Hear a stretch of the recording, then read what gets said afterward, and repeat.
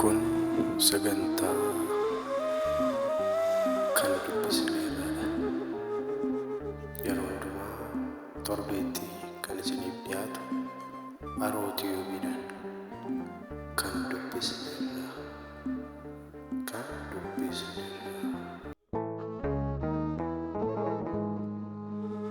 Maqaa Abbaa, kan Ilmaa, kan Hafuura Qulqulluu, Waaqa tokkoo.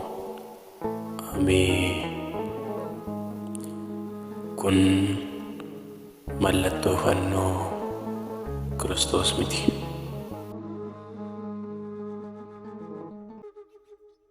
Anka. Kun mallattoo fannoo Kiristoosiin wanta wal fakkeessu tokkoyyuu hin qabu. Inumaayyuu mallattoo Waaqa tolfamaa warra Misir kan ibsudha. Innis Waaqa aduu, Waaqa du'aa kan jedhamu yoo ta'u, baroota hedduu Waaqa tolfamaa isaanii saalan lameen kan bakka bu'u morma irratti hidhanii ittiin waaqessaa kan turan warra Gibxii. Fannichi mallattoo saala lamaanii kan bakka bu'u yoo ta'u, qaama geengoo gara olii fi gara qaamaa mallattoo qubee taa gara gadii kan agarsiisu yoo ta'u,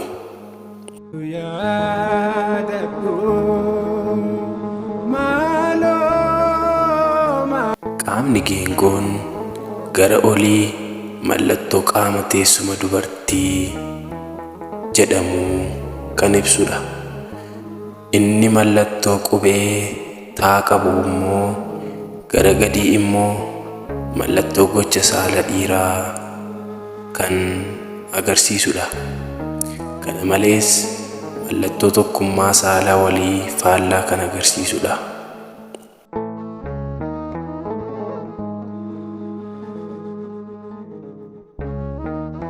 Akkuma fakkii kanaa gadiirraa argaa jirtanitti yookaan mul'atutti, Waaqni aduu warra Gibxii kun mallattoo fannoo qubee Amaariffaa Too kan jedhamu fakkaatu kana harka mirgaa isaanii rarraasee qabatee kan argamudha.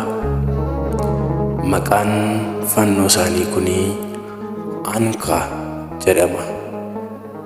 Mallattoon akka gaanfa inni mataa isaa irraa qabu immoo mallattoo du'aaf jireenyaa irratti aangoo qabachuu isaa ibsudha.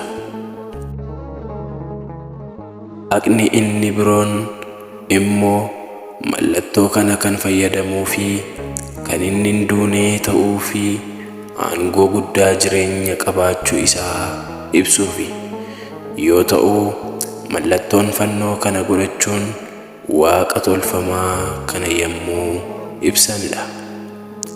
Anka kan jedhamu kun mallattichi akka hiikkaa isaatti kan ibsu bakka bu'ee jireenya qaamaa fi bara baraa yoo ta'u, saala lamaan kan ibsuu fi fannoo bu'uuratti jechuun itti dhimmaa ba'uu. Kanaafuu Waaqa tolfamaadhaaf mallattoodha malee Kiristoos mallattoo kiristaanummaa ibsuu hin danda'u.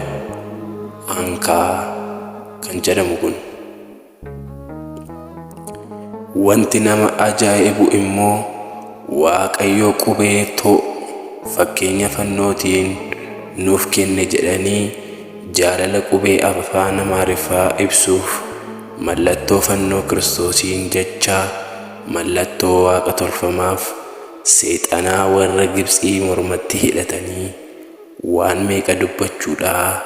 Kanaaf immoo abbaan fedhee qubee Anka yookaan fannoo Ankaa warra Gibxiin jedhee Googilii keessaa yommuu seenuu ragaa hedduu mallattoo xaawotii warra Gibxii ta'uu isaa fakkiidhaaf viidiyoo kana akkuma argaa jirtan Googilii seentanii argachuu dandeessu.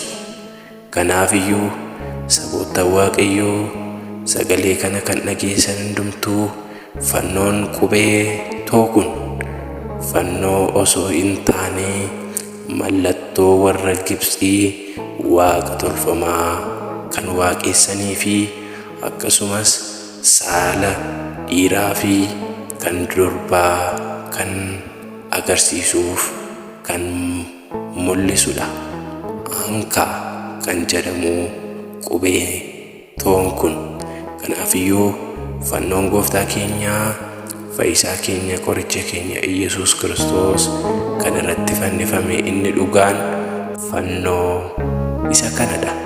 Kanaafiyyuu fannoo gooftaa keenya Yesuus Kiristoosiin ta'uu hin danda'u. Qubeen too yookaan ankaa kan jedhamu kun fannoon dhugaan inni Kiristoos irratti fannifame inni dhugaan isa kanadha. Sagantaa biraan amma walitti deebinutti turtii gaarii isiniif haa ta'u. Arootiyuu subscribe, like, share, commentii gochuudhaan hordofaan dhaamsa kiyyaa xumuraati. Kakaasee kan nu jalqabsiise kan nu raawwachiise galannata Waaqa Abbaaf, galannata Waaqa Ilmaaf, galannata Waaqa Hafuura Qulqulluu Waaqa tokkoon ameen. Arootiyuu.